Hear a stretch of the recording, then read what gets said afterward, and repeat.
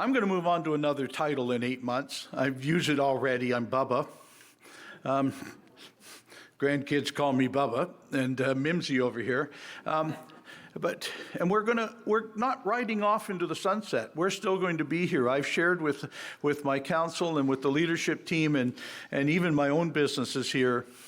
I want to be an integral part of what is now a very successful and dream-filled community to be at, and we're going to be here too. So I thank you all for coming out and listening to us today. Thanks. You have to believe that the things you've got started with the right people are going to carry on at a level that they're at. I was just making a bit of a joke. I've got 8 months left.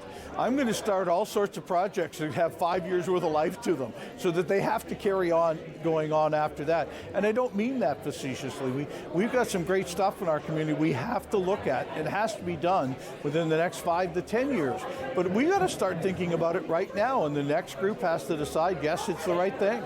Public service is a great place to be, and we can offer a lot.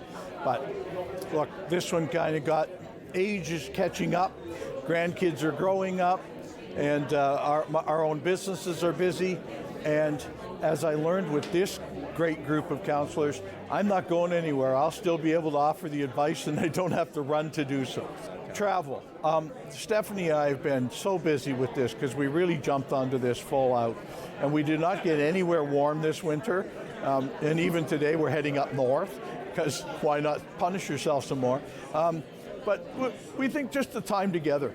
It's going to be, this is a time-consuming job that is a lot of fun, but we think we've got some other fun things we can do with family. London Health Sciences Centre is the newest hospital in Ontario to offer stem cell transplants between unrelated patients and donors. LHSC Director of Inpatient Oncology, CMH and Stem Cell, Carrie Landry, details the added logistics for this procedure compared to transplants between relatives. We do need to have access to the Canadian Blood Services Stem Cell Registry. We have a coordinator that's newly employed to do the donor searches. So we do matching with genetic markers for the patient and the donor, and access a registry with over 40 million registrants to be able to find someone who is that perfect match for the patient. Previously, the unrelated donor transplant in Ontario was only available in larger centres like Ottawa and Toronto. Jackie Van Altina was the first patient in London to receive the transplant last summer. I was not looking forward to going to Toronto, and when I heard that they had started applying to get into the international donor transplantation, I was like, absolutely, I will be here. I want to do it here. Receiving the transplant in London allows patients in southwestern Ontario to be closer to their families and be cared for by the same team throughout their cancer journey, among other benefits, explains Dr. Uday Diotare. In rural Ontario, in southwestern Ontario, when you have people who have never visited big cities, they're actually at very much of ease at London, and they are happy to make sure that the travel time is cut down as well. So it is a big bonus for everyone. We have a chance in a lifetime here where the growth is going to be around 1,400 homes to do it right the first time, because what we do today and the next couple of years is what's going to be seen for the next 50, 80 years. And that's significant. So we want to get it right the first time, and we want to make sure that our communities are walkable, they're safe, and inviting for people to stay, come, visit. And that's the intent of what we're trying to do. And it takes a lot of forethought, foresight, to understand what that means, because this is significant. And you only get one shot at it, and we hope we're doing it right. And I know we have a very progressive council and staff that are understanding that how important this is to us. You know, when you look at 1,400 units in Fingal and Shedden, with the expansion of the Tallville, we're looking at another 1,260 on top of what's already there. That is game-changing for a small community, and it's got its challenges. We'll work through them, but we'll get there.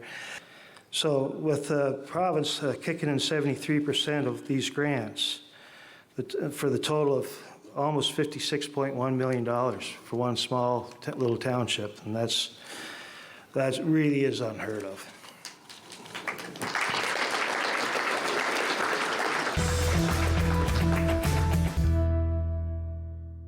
So last Monday, Council approved the final policy directions.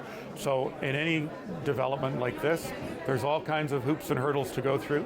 And last week, Council gave us the go-ahead with a policy direction. So the next piece we have is we're back to some community engagement. We have a meeting on the 24th of February and March the 4th. But this is big news when it comes to the Planning Act. So we're on our way. It looks like people say to me, when will things start moving? Sooner rather than later is what I tell them. I don't want to comment on shovels in the ground, but I've said sooner than later so many times. But I will say this, I think the public will see movement in the coming months. Tillsonburg is asking residents whether the town should become a film-friendly community. The town has launched a public consultation to explore whether opening Tillsonburg to film and television productions could boost the local economy and showcase the community's character.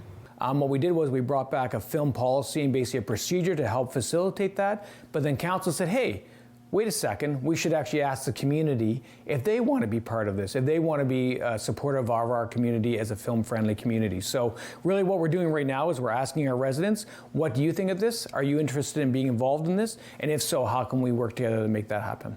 Town staff say film activity has been growing outside major centres like Toronto and Vancouver, with nearby communities such as Brant County and Paris, Ontario, already attracting multiple productions. The challenge with smaller communities is that we're not as close to everything, to the big film studios, but really how we compete is with unique opportunities, right? And one of those unique opportunities actually is the Annandale National Historic Site, our museum where we're standing right now. This is a building that has attracted actually a lot of interest over the past in terms of shooting commercials. Also some celebrities or I guess online celebrities have asked to do some productions here as well. So those are the things that we can offer, unique assets. The Film-Friendly Community Survey is open now and runs until March 13th. We have 2 public consultation sessions. So one's going to actually be an in-person, and then we're going to do a virtual one as well, just to offer a chance for people that can't come in person, maybe want to join us from a little bit farther away, or if they're away on vacation, etc., they can join in as well. Following the consultation, staff will compile feedback and present a final report and recommendations to council. Ontario's hospitality workers are getting a spotlight of their own, thanks to legislation that officially designates February 23rd as Hospitality Workers Appreciation Day. The bill, introduced by Oxford MPP Ernie Hardeman, passed unanimously by the Ontario government last December, recognising the frontline staff who keep restaurants, hotels, attractions and tourism running across the province. Hardeman says the push to create this day came straight from inside the industry. I think so often we think that the reason we go into certain places to eat and certain places to entertain oneself, we think that it's because of what they're selling you as opposed to people who are delivering it to you. More than 426,000 Ontarians work in accommodation and food services alone, and the sector's leaders say the day will help highlight the people who create experiences, celebrations and memories for millions of residents and visitors every year.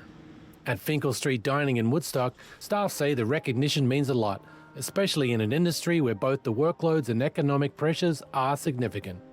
I think it's important for both. I think for the workers, it's very important to get recognition about all the work that goes in behind the scenes and all the heart and efforts that they put forth on a daily basis.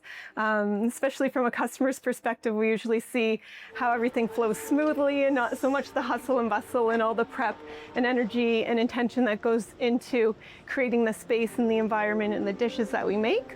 Jenny says hospitality is ultimately about community, bringing people together, supporting local farmers and producers, and creating spaces where people can connect. With February 23 now officially recognised as Hospitality Workers Appreciation Day, businesses across the province are gearing up to celebrate the people who keep Ontario's hospitality sector thriving and to shine a light on their hard work.